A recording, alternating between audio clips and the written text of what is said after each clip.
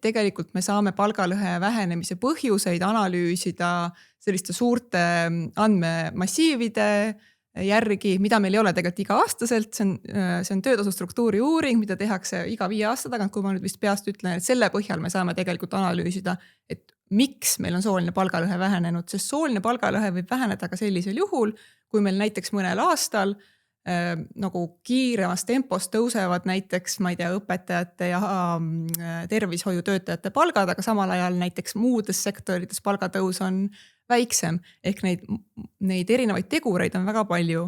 Nüüd see palkade läbipaistvus ja need meetmed, tegelikult need on need meetmed, mis sihistavad just seda ebavõrdsust sama tööd tegevate meeste ja naiste puhul või samaväärset tööd, see ei pea alati päris sama töö olema.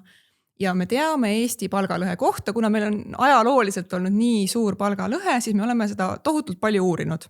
Ja me teame, et sellest Eesti palgalõhest, mis viimaste andmete kohaselt on 13,2%, umbes 50% tegelikult on see, mis on tõenäoliselt just ebavõrdsust samaväärset tööd tegevate meeste ja naiste puhul. Et Piret juba mainis, et meil on tööturul väga suur segregeeritus, mis tähendab, et mehed ja naised on erinevates ametites ja mehi on rohkem ka juhtide seas näiteks, eriti veel just sellise tippjuhtkondade tasemel, et ka see mõjutab Eesti soolist palgalõhet, aga see siis mõjutab tegelikult ainult 50% Eestis soolist palgalõhet, ehk tänase seisuga, kui homne päev juhtuks nii, et mehed ja naised oleksid täpselt 50% kõik õpetajad, politseinikud, arstid, personalispetsialistid ja ministeeriumi nõunikud, siis ikkagi meil oleks see 50% soolist palgalõhet järgi, sest see on see osa, millest tõenäoliselt suur osa sellest 50% ikkagi moodustab see läbipaistmatus töösuhetes ja siis selline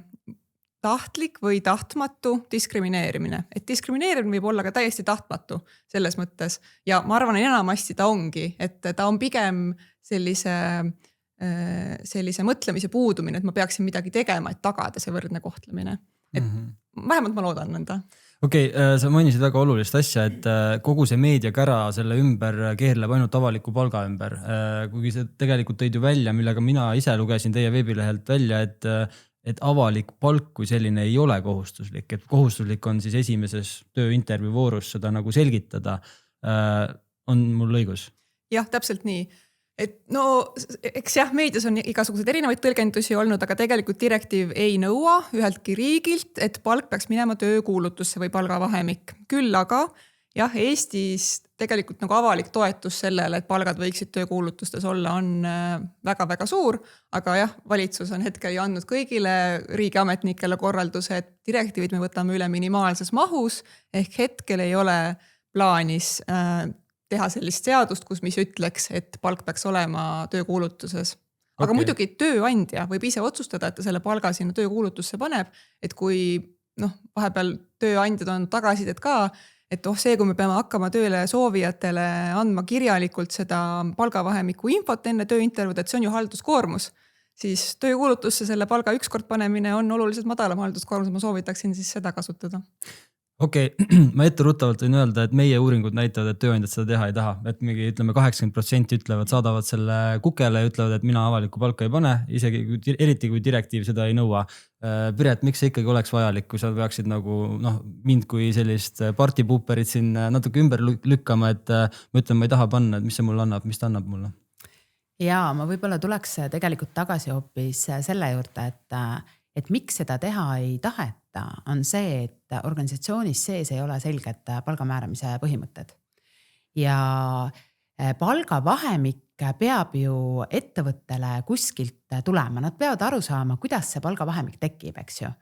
Ja ma arvan, et meie turul on palju selliseid ettevõtteid, kes tegelikult ei oma mingisugust andmebaasi enda juures selles osas, milline on turuseis ühes või teises ametis.